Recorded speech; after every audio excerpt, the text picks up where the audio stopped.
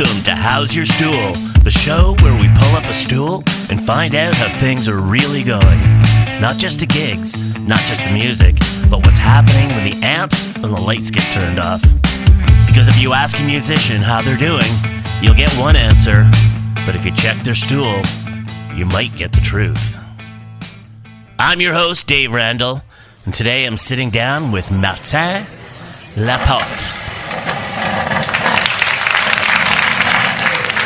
So let's get a stool sample.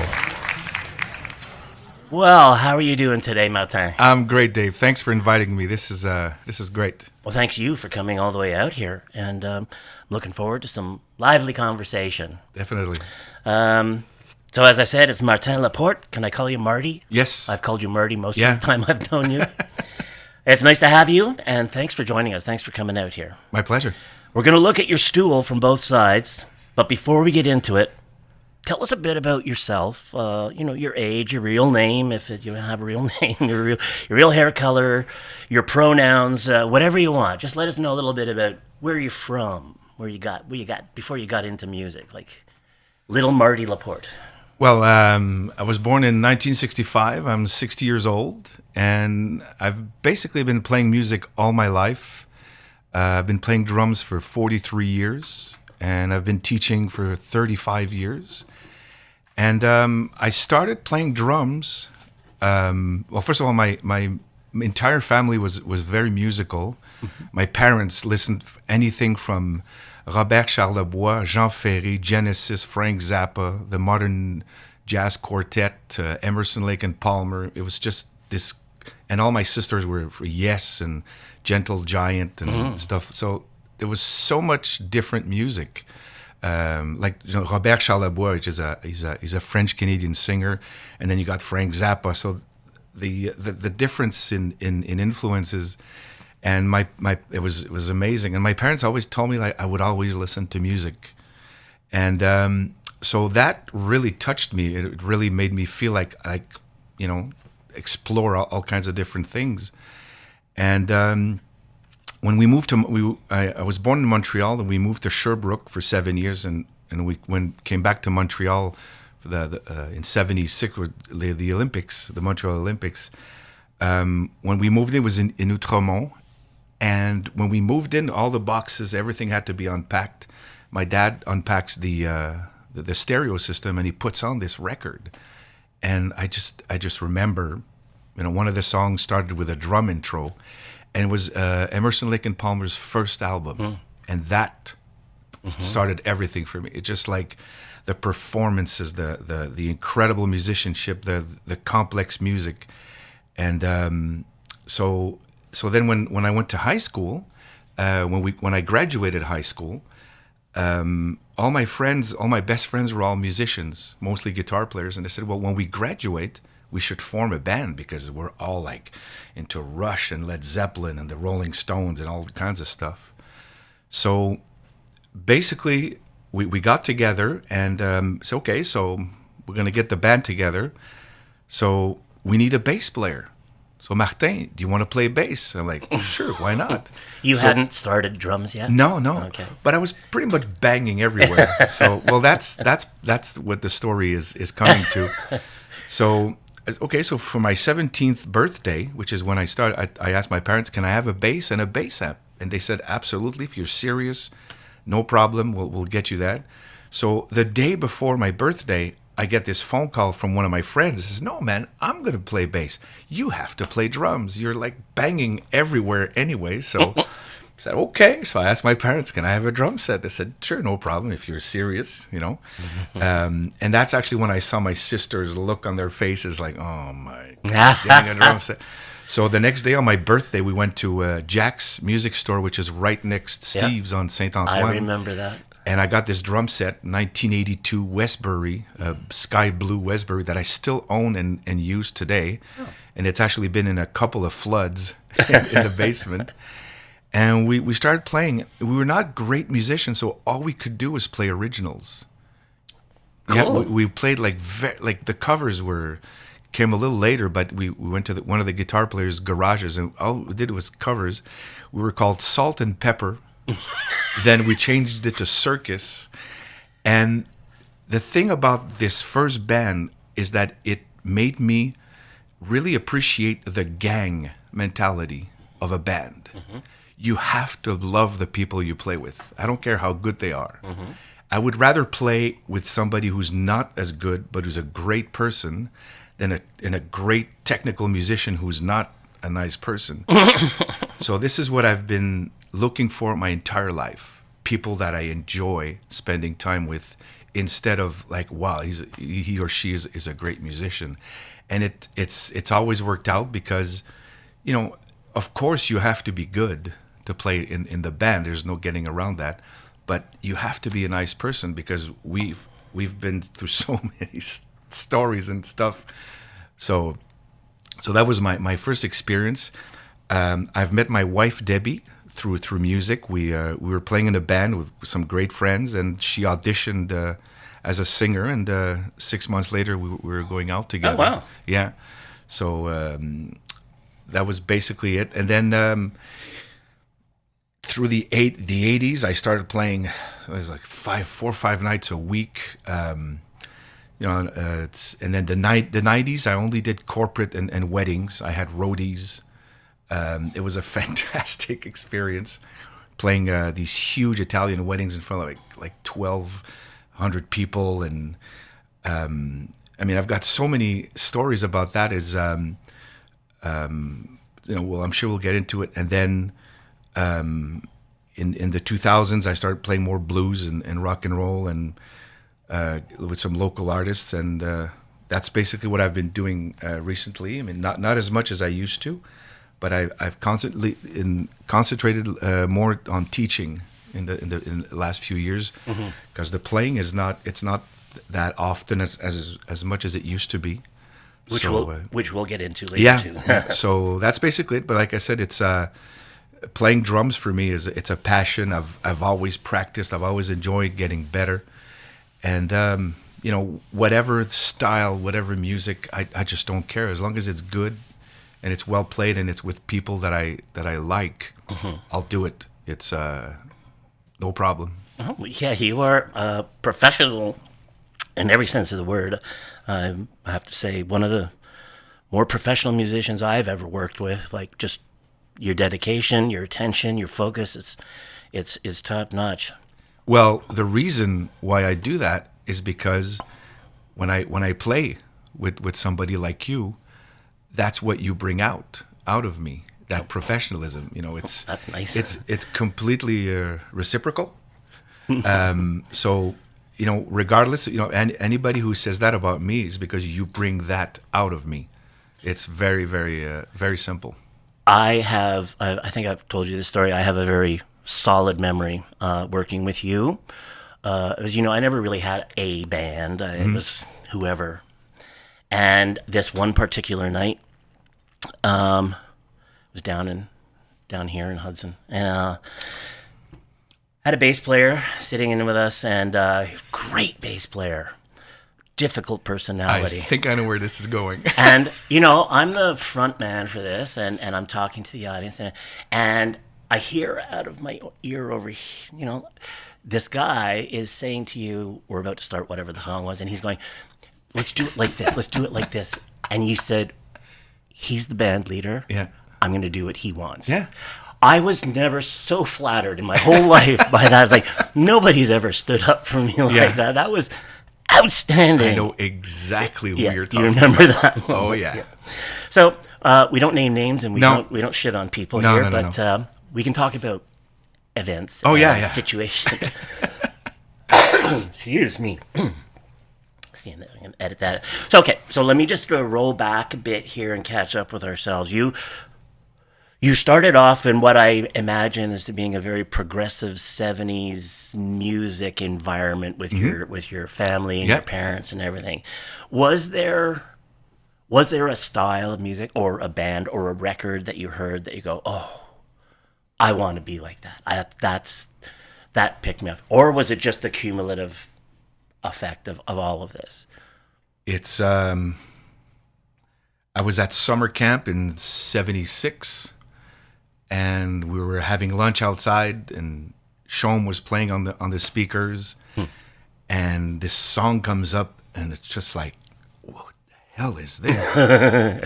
I'd never heard music like that. I'd never heard a singer, guitar, bass, drums, whatever. And the song's over, and this guy's sitting beside me, and I said, who was that? He said, dude, that's Rush. I'm like, what? And it was the song The Trees by Rush. Mm-hmm. From that point on, I said, that's what I want to do. Mm-hmm. And Neil Peart has been my biggest inspiration and influence ever. I've learned every Rush song from, their early 80s to, their first album. And because also when I was 19 years old, I got into a rut. I just wasn't getting better, so I started taking lessons, and my parents actually paid for my lessons, saying if you're really serious and you want to get good at this, you should take lessons. So I took lessons from one of the percussionists at l'Université de Montréal. He was a really a great teacher, and he taught most of the guys who were in my neighborhood, who I thought were phenomenal.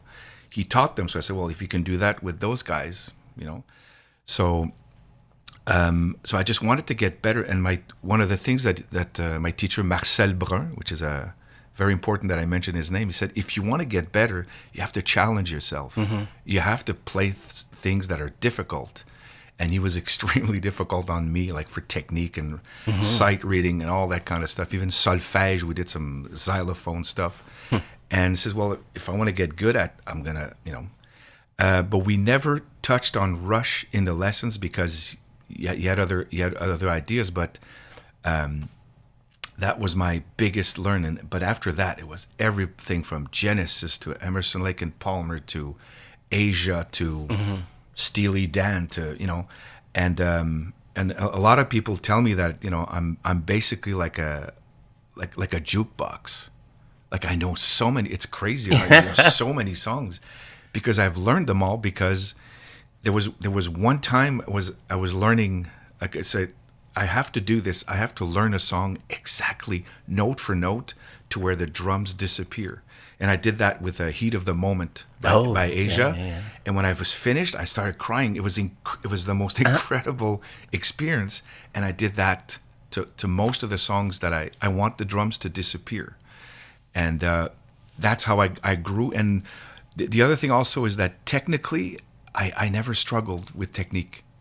It was, what a lot of guys technically would take 6 months. It took me 2 weeks.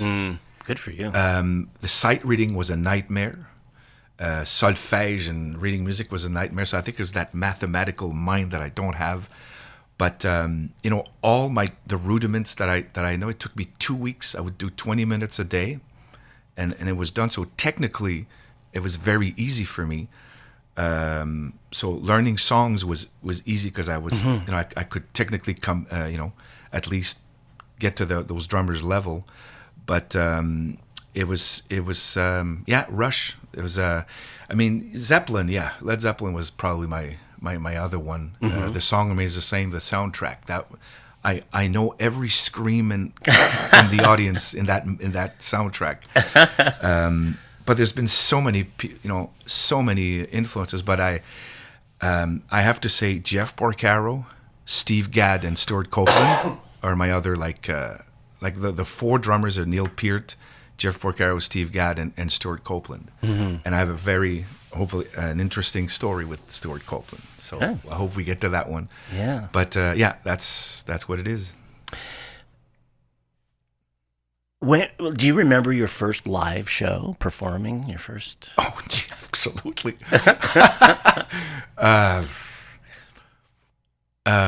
Professional or whatever. Well, my first show was a private party with the band that Debbie was singing. Okay. I was singing with her, and she was singing with us. Mm-hmm. It was a private party, and we played The Mexican, Tom Sawyer. Wow.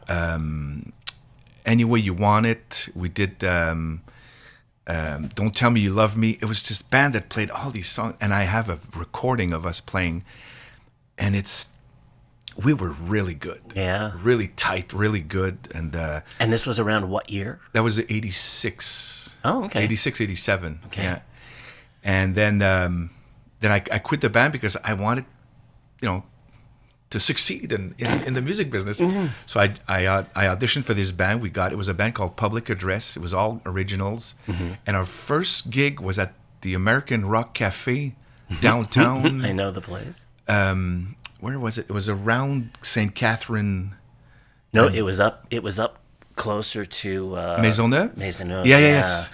I remember. I had the fortune of playing there. That in my mind is a total blank. I was so nervous, but we were so well prepared. We used to practice 3-4 nights a week. It was crazy, but we played like once every 2 months, and but it was fantastic. And of course, at the end of the night, you get $75. You go, my God. So, which is almost what you get today. Yeah, exactly. Yeah, and you work a lot less. That's for sure. But for those days, anyways. But yeah, it was a Public Address at the American Rock Cafe. Nice. Yeah. Nice. And what's something that you know now, after your years of experience, that you wish you knew when you were starting out? Where do I begin? You can expand. Oh my goodness. I wish that I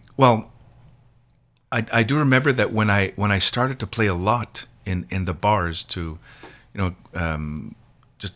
play more, because when we were playing originals we didn't play that much. I didn't know the repertoire of the bar scene, which is what everybody knows, and that's why a lot of the bands didn't want me, because I said, well, just give me the cassettes. I will learn the song. He says, no, man, we have a show in 2 days. We need you in 2 days. We don't have time to rehearse, blah blah blah. So I wish that I would have understood that. The other thing is to be more musical. When I started, I was people were complaining I was too busy, but I came from Neil Peart and Stuart Copeland. Progressive rock. What do you expect? So Shaky Ground was a little shaky, but if I would have been a bit more mature and musical. Hey, Stuart's calling. I was gonna say, please put your phone on mute. I'll edit that out. All right, so you would be a little more mature. And I was going to say more musical. More musical. Yeah. Who wouldn't be? Yeah. I mean, honestly. Yeah. I started playing, like, performing in the 80s as well. I had grown up watching people that I thought I would never reach their level. I used to go to the Mapes. That was where I saw live music. Yeah. And there were rarely crap bands. It was usually a headliner. I mean, I saw Corey Hart there. I saw Honeymoon Suite. I saw, Sonny Terry and Brownie McGee. I mean, it was just that we had that resource there. Yeah. But what I walked away with, and part of that time was before I even started trying to play, I was like, I'll never be able to play that well. Like these guys, Big City Band used to play there. Kelly Watley was the lead, and I'm like, he's so good. I'll never be able. And I don't think I am now. But it just seems like these days the threshold of talent and quality is a little bit lower. I'm not dissing anybody. I'm just saying there were higher standards, I believe, during the 70s and 80s to put yourself out there. Yeah. But what do I know? You just got to get out and do it. So many people have that attitude. I'm just having fun. Yeah. Good for you. One more thing is, I wish that I would have had more foresight when a big band would ask me to join them. I wish I would have said yes, because I would say, well, I'm playing with this person. She's really good. I believe in her. Then 6 months later, the band broke up. I missed a few pretty nice opportunities because of that, because I couldn't see. Today, if I knew what I know today, I wouldn't even have joined her band at all. Like, say, forget it. Yes. It's not going to work, When you sound too much like somebody else, it's never going to happen. And that's happened in so many projects that I've been with, where we've recorded albums, we've done tours with that. it's not going to work because you sound too much like Bryan Adams. The voice, the music, and she sounded way too much like somebody else. If I said who she sounded with, you'll know exactly who it is. I know who it is. And it's like, it's. I wish I had that foresight of seeing. Okay, that's not going to happen. So yes, I'll play with you guys, but. But I do remember in that time when I said you're a very dedicated professional musician, you were the driving marketing force of that act, I believe. You were out promoting them on radio stations, college stations, looking for gigs. And yeah. And I was just, wow, I don't know if they had an appreciation for how much work you were putting, because I've been in that shoe, and it's a burden. It is a lot of work. And but that's not who I'm talking about. Oh, okay. I'm talking about somebody that in the 87, 89. Oh, okay. But who you're talking about, she was a little way over her league.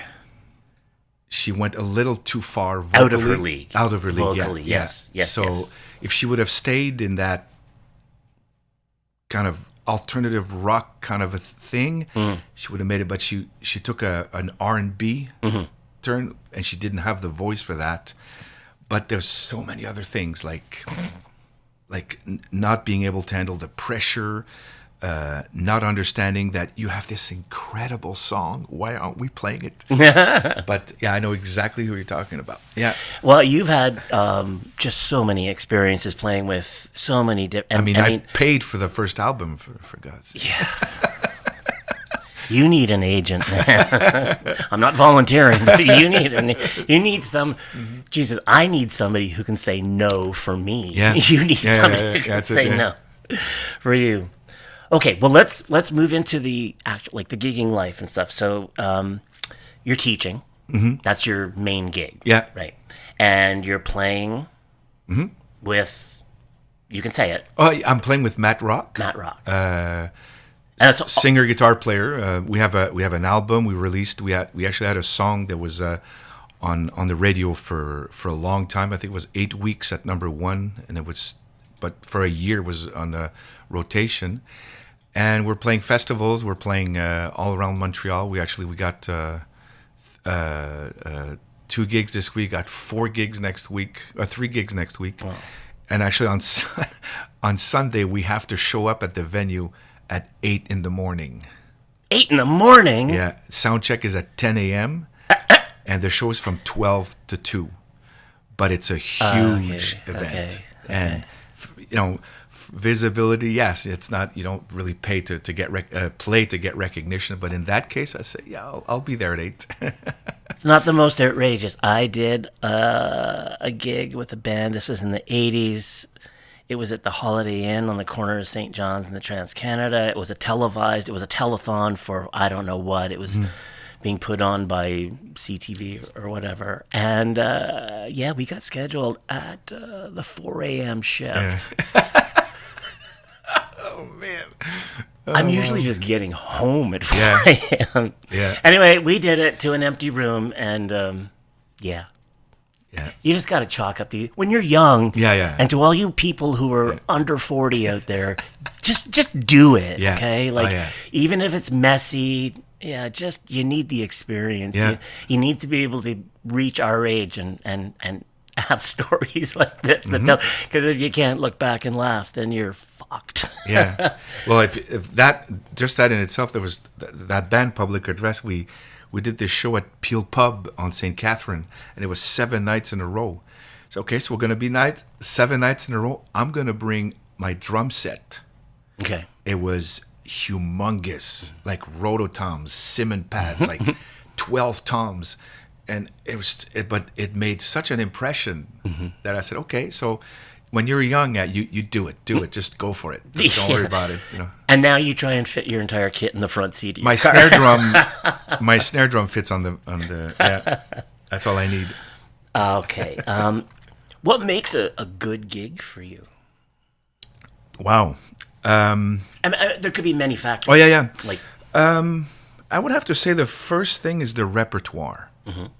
It's got to be not necessarily because compared to most of my friends that I know, I will play Mustang Sally. I will play Roadhouse Blues. I will play Born to Be Wild. But Sweet if it's Home well Alabama. played, it's fine. It's great. You know, it's Sure. when it's tight and it grooves, and especially with Matt, we have a tendency to do our own versions. Like Born to Be Wild, I play all kinds of double bass drum in there, and they, people love it. So if the repertoire, if the songs are solid, tight, and they groove, that's the first thing. The other thing is the place. Is there going to be people? We rarely play in front of empty places. We're really lucky, but everything else, you can't predict it. You can't see it coming, so you have to adapt. But you're also building on that foundation you said of having a good team. Yeah. Like you can't go out there, Yeah. as I did for many years with different people every night. And sometimes it works and sometimes it's not. But I've done gigs where there was no rehearsals, and it was fantastic because everybody is a good musician, but also everybody plays in their comfort zone. They understand that this is the song, and that's, don't go over everything and overplay or don't play anything. But it starts with the quality of the repertoire, the quality of the songs. They have to be well played. Even if there's no rehearsal, I know what's coming. Like I said, because everything else you can't predict. Everything else you have to adapt. The room, the stage, the sound, the kit, the amount of space you have on stage, the monitors, the lighting, how many people you have.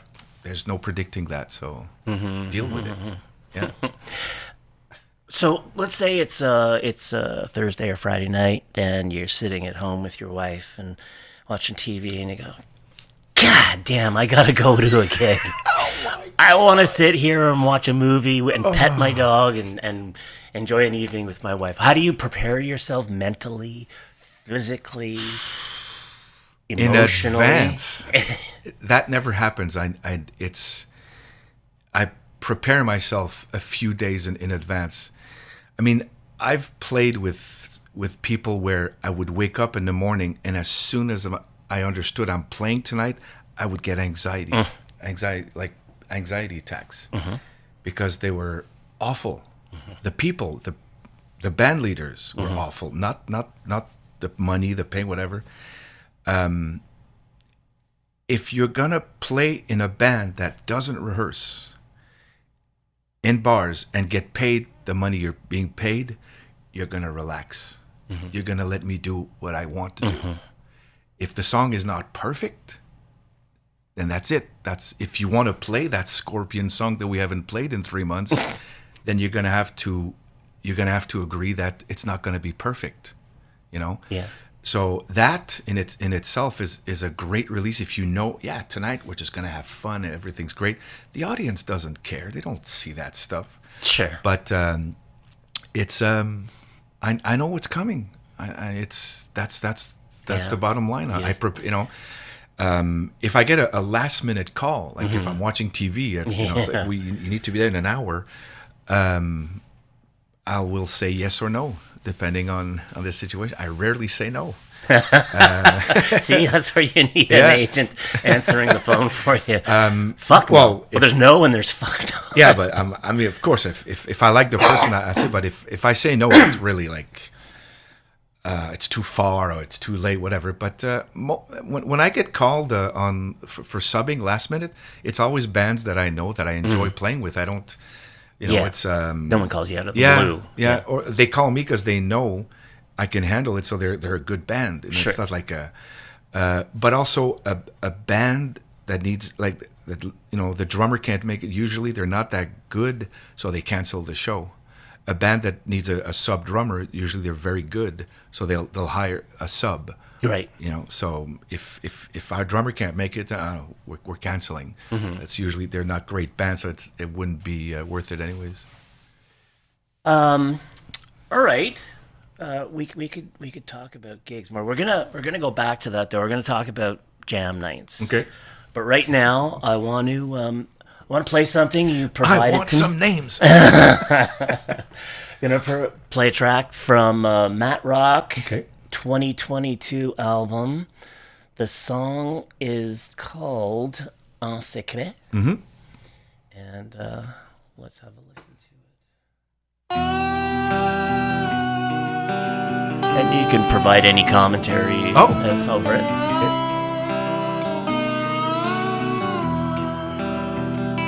Well, the guitar playing is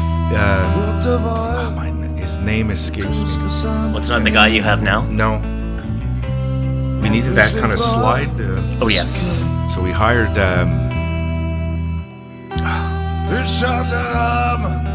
Can't remember his name. He's a great player. And this song was arranged by the whole band. So it's, where did you record it? That was done at Pavillon Noir Studio at La Cité 2000.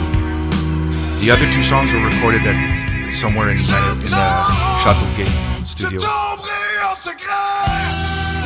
It's basically one take. I recorded 2 takes. We took this one,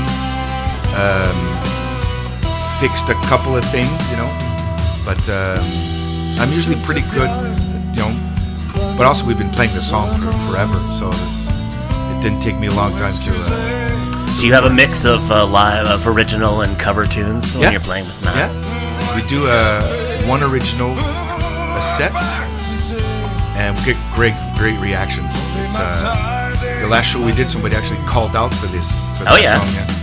So that's a good feeling. Yeah. It was a great studio. Yeah, Pavillon Noir is Yannick is a great engineer, and I used the in-studio drum set. It was a Yamaha Oak, beautiful drum set. That's because in the studio you don't really need great gear for drums, anyways. As long as it's well tuned with microphones, it's gonna record fantastic. Yeah, I'm sure I could prime get in the example. studio. They'll sound fantastic. It's just live. They won't have the projection of a really high quality drum unless set. you have an excellent sound man. No, but I mean, as a drummer, you're gonna have to crank the monitors. Right. As if I use my DWs, I have no drums in my monitors. They're loud. So and also a drum set like that in a month, all the hardware is gonna be broken. DW, it's like years and years. So it's the quality, but recording, that's all you need. That's what I figured. But and that's Dre, my old bass player, playing all that. He was also really fast at recording. He was really impressive. Must be nice to have these memories with Dre. Well, there's a lot of reasons why it was coming to that point. Yeah. So we said, "Guy, we got to get this out." So that's why we did it as soon as we could. Jesus, I think Matt blew a gasket on that one. Yeah, as he usually does, but that's his style, man. He's really his intense. Style. Yeah. Is he a big fan of Jerry Boulez?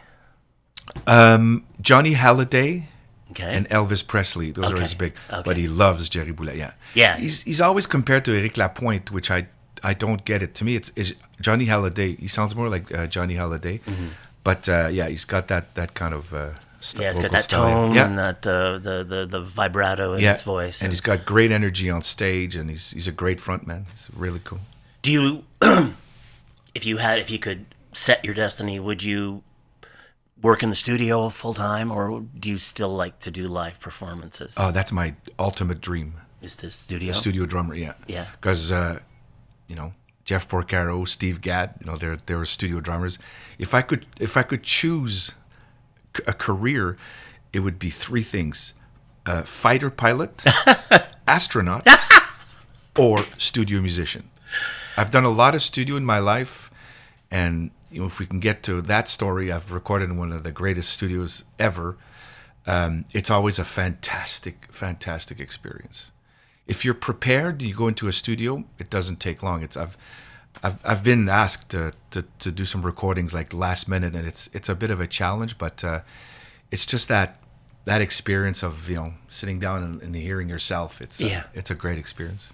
Yeah, I mean, I just thought after I stepped away from phase one of my musical endeavors in the 80s and went back to school. After that, sitting at home watching David Letterman at night, that concept of like Paul Schaefer's band, I thought, holy crap, that's what I would have liked to do. Yeah. You don't have to tour. You don't have to carry gear. Yeah, that would have been fantastic. And you play with some of the best musicians that are around. I always thought those guys are so lucky to have that opportunity. So studio work's good. It's funny. I just saw Ringo Starr on what was he?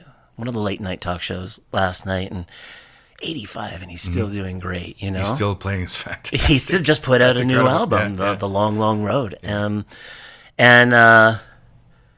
Beatles, I when they stopped touring and to focus on studio work, to me it was like a seamless and unquestionable decision. Like, why would they keep submitting themselves to that kind of stress and everything, Whereas what they really were was songwriters and creators and musicians. So I think there's something to be said. Again, if anybody under 40 is listening to this, work on original songs. You're not going to get anywhere playing Sweet Home Alabama. And rightfully you shouldn't. That's the only song I ever refuse to play. Okay. I will never, ever play it again. But anyway, that's just me again. So what was I going to ask you about here? So we talked about studio work. That was a great track. I mean, you guys still getting airplay off of that? Yeah. Wonderful. Yeah, the album is still selling a little bit, but the first few hundred copies, there's no problem. But we still have a few copies. But right now, Matt is recording demos, and we should launch a new album this summer. Oh, yeah. Oh, cool. All right. This is a kind of the open-ended section where we're just gonna chat, but we started talking about gigging and what it's like out there, and it's hard to get gigs, and when you get gigs, they're not always great gigs. So, what's been challenging you lately as a professional musician on your day-to-day? Well, as far as getting gigs is concerned, there's a lot of bands out there who play regularly. Okay, we play almost every Friday, Saturday, and anybody who's not doing the legwork doesn't understand that that's what you have to do. You have to go to the bar, talk to the owner, talk to the booker, create a relationship with the employees. They see your face, because when the guy starts booking next week, he's go, okay, so who do we want on this date? Well, Matt Rock was here last week. Okay. So if you're not in their mind, like right now, they'll never book you. And it's for sure nowhere where it used to be, but it's still not bad. I mean, you can play every Friday, Saturday easily. It's very easy, but no emails, no messenger, don't call on the phone. It's I have one of my best friends, Eric Farran, who plays with the Ramblers. He's the hardest working. It's incredible, but he plays all the time. He goes to the bar, he pays shots to everybody there. He brings his harmonica, he plays and he gets gigs where nobody plays. Or he's opened gigs for other bands because there were no gigs before. So he started playing there, and the bar said, okay, we'll hire bands. So I'm not particularly, I don't really agree about it's the scene is dead. It's just that there's less places for sure, but if you do the legwork, at least you can play every Saturday, guaranteed. It's but like I said, the people at the booker, especially the booker and the owners, they have to know who you are. For example, Smoke Meat Pete, you go to the jam nights. You play, you meet the people. You'll play at Smoke Meat Pete. Oh yeah, yeah. That's how Matt did it for 3 months.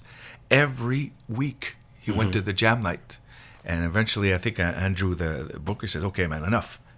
you're playing in 2 weeks. But it's the leg. It's really about the personal connection. But you're not going to play 5 nights a week. But every Friday or Saturday or Friday or Saturday, it's possible. People are doing it. It's yeah. Yeah, there are a lot fewer Yeah. places to play. We touched on the compensation. I mean, honestly, I played in the 80s and I played in the 2000s. It's not a lot different. No, it's not. If you're doing it for the money, run. That's why I teach. It's That's not why, about money. Yeah, there you go. I was talking to another fella last week. Exact same. It's teaching is his bread and butter. Or a part-time job, whatever. It's okay. It's fine. I mean, if you like playing music, then you don't mind working another field part-time or full-time, and then you play on the weekends. I mean, it's great. I like it. I love When I started playing in the 80s, I never thought about the money. That's the strangest thing. I totally agree. I never remember being paid. I don't either, really. Like, no. Yeah. It's kind of interesting. So I was never, back then, I was not involved in those discussions about how much we're getting paid or whatever. But I totally agree. Back then, I mean, That's we would play. I think the longest booking we had was Wednesday, Thursday, Friday, Saturday, Sunday. And by Sunday night, I was leaning against the back wall playing with my eyes closed, just trying to stay awake. Because I had a day job back then. And not for long, but I did. Yeah. But so we were talking about jam sessions. Now, I used to go out to some of the jams. And at best, you would go in and get compensated with a pint or some such thing. But I took issue because I thought the bar owner is getting a free night of entertainment for the cost of nothing, like giveaway beers. I just found it's not fair. Like why? But there's so many thirsty people out there looking for an opportunity to play. Okay. And I feel like the market is taking advantage of people. They could book a professional band that night and do great business. Well, get ready for this because this could be a little controversial. The places that have jam nights, okay, they're empty the rest of the week. Right. So he's not making money on that Wednesday night. I don't care how full his or her bar is. That's the only night that's packed. That's why jam nights are hosted by one person. It's pretty good money, but for one person, it's a third the price of a band. But it's still, it's like $150 for one host. Yeah. And you got drummers showing up, bass players. I mean, there's a band there, right. So if no drummers show up, it's a bit of a problem. So when we do jam nights, we do it as a band. And so if there's no bass players, unfortunately, my bass player plays the whole thing. But it's not about the money. It's about the recognition. It's about, I'm doing a jam night. I'm bringing in people. Look at me. Look at my bar's hip. It has nothing to do with the money. It's just the exposure, the visibility. Because, like I said, it's the rest of the week, there's nobody. Right. Unless you're a restaurant or whatever. But it's yeah. I'm not, well, it's. That's okay. Yeah. Okay. That's what it is. It is. It's just an aspect of what is available out there to musicians who want to go out and. Yeah. I get it. You want to, you're starting out. You've never done a gig, but you want to get that experience. It's good for that. But that's a completely different different story. It's I host jam nights all the time. I have a great jam night every Thursday in Alexandria in Ontario. And for me, it's about the hang. It's about the people there. It's about, I have students there. I have friends there, friends of the band, friends of the audience. So it's about hanging out for one evening with your friends because you can control that. You can't control the jam. You have no idea who's coming up on stage. So don't worry about it. Don't make it a point to say, oh my God, because it's going to happen. And I've had so many experiences of jam nights where people would come up to me and say, you have no idea what this means to me. I love this. I'm not good enough to be in a band. I'm not a nice enough person to be in a band. I can't play, So if you go up on stage with a house band, will make you sound a ton better than you ever could, right?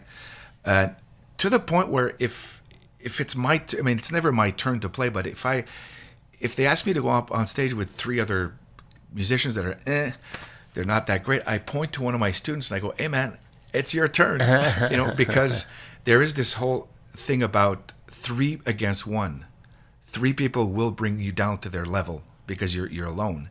I don't care if you play simpler, if you play louder, it doesn't work. That's what happens. So I would rather give the opportunity to somebody else. But the whole thing about jam night, and that's why, like you said, it's a long drive to Alexandria, but it's a great evening. It's a party. It's a fun night for me. So I'll do it. When I host other jam nights that are like 15 minutes away from my house, it's with my band. Right. So we get to play, and again, it's everybody's there. It's the fun. That's why I do it. I don't, because I know that people who don't have bands, who are not good enough to be in bands, they can go somewhere and play. And like I said, I've had so many reactions, like, people crying, coming over, and it's like, oh my God, I've never sounded that good. So it's for me, that's the motivation. Yeah, well, it's a good opportunity, as I said, for people who don't have that chance to get out and perform. And if the house band has got you in it, and anybody who's of your kin, these people are in for a special treat because you're going to lift the bit of talent that they're bringing to the table. You're going to lift them up in the air, and I've seen that happen. Oh yeah. And in particular, the Atlantic there in Alexandria. What a great crowd! Yeah. They all seem to know each other. Well, they're all from Alexandria and les alentours. Right. Yeah. So yeah. People are up dancing to a jam. Yeah. That's wonderful to see. People are out for a good time. Yeah. And it's just a long way away. Yeah. So. But if you want me to explain the jam nights, it's what's wrong or whatever, the negative. The first one is the volume. It's too loud. The Atlantic Pub is incredible. The volume is respectable. When it gets a little too loud, Judy, our queen jammer organizer, she tells us. It's great. The other thing is when you're a jammer and you go up on stage, they play outside their comfort zone. Okay. They don't know the song. It's they play with musicians who are not as good or better than them. So you get these train wrecks because people don't respect the fact that they don't know each other. They don't know what's going to happen. So at least if you do a jam night, keep at least half the house band on stage so that you can control this. And the other thing is this the repertoire. Yes, it's incredible. It's just, but they're easy songs to play. I understand, but at the Atlantic Pub, I've been there for over 6 months. I've had to learn so many songs that I've never heard. It's like I learn songs for jam nights, but I have to because that's what the jammers come up and that's the song they play.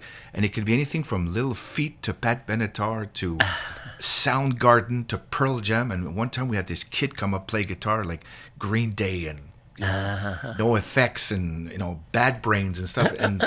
And they pointed and I went up on stage with him alone, just me and him, and we played punk for like 5 songs. It's a great thing, but like I said, it's it's the repertoire, unfortunately, seems to, but it's because there's songs that, Sweet Home Alabama, everybody knows that one. Everybody knows. So that's unfortunately, but that's the that's the reason why it's the repertoire is going to be a little repetitious. But like I said, you can't control that, but you can control the fun you have when you're there with your friends and your students. Well, you have a good attitude about all this and a good heart and empathy to feel for those people. Why do you think I've been doing this for 43 years? I Survival. don't.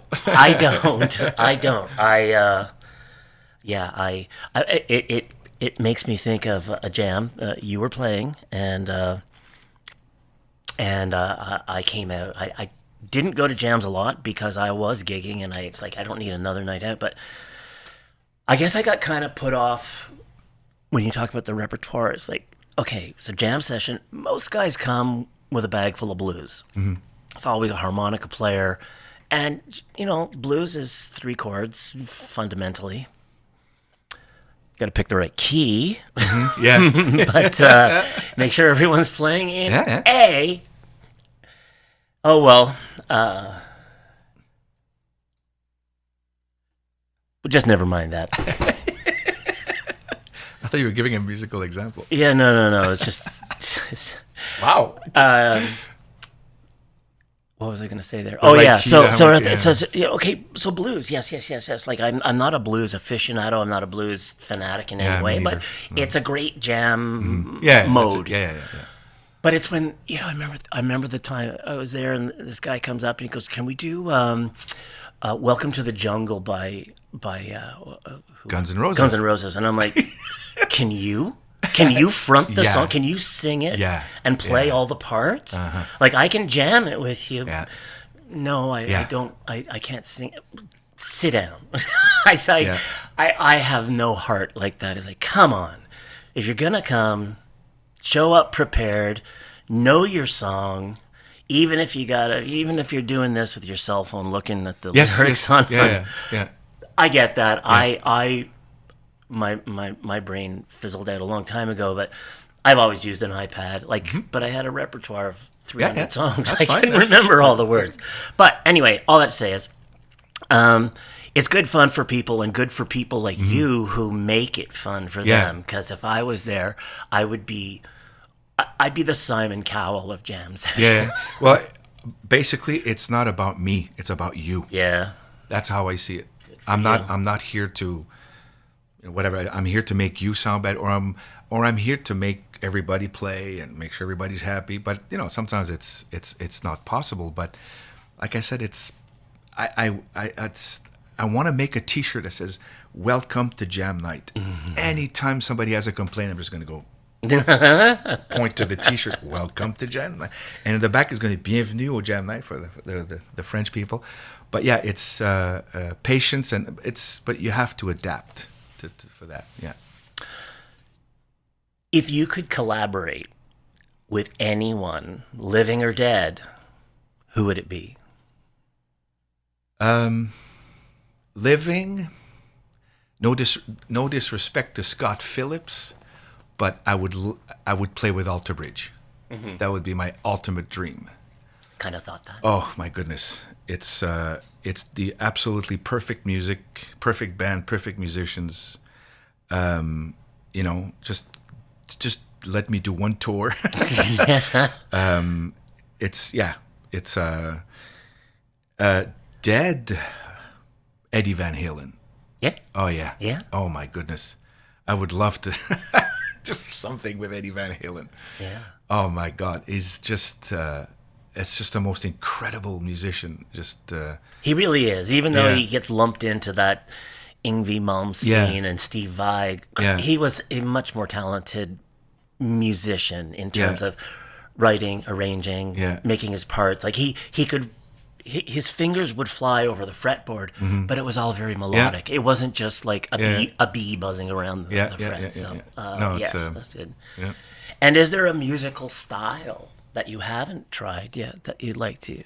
Big band, orchestra? No, I've done it. Everything. Big band, jazz, Latin, especially in the 90s, since we did a lot of corporate stuff, a lot of weddings, we had to do a lot of jazz and Latin. And it was actually with that band that I learned how to play true jazz and true Latin. Because especially for Latin music, it's the steps, the dance steps for Latin music are based on the rhythm, or the rhythm is based on the steps. So at one point I had to learn a true cha-cha because I was playing a Dave Weckl cha-cha. I was playing with Chick Corea. And some of the dancers at one show, they came out and says, you're a great drummer, but we can't dance to your cha-cha because you're not announcing the steps.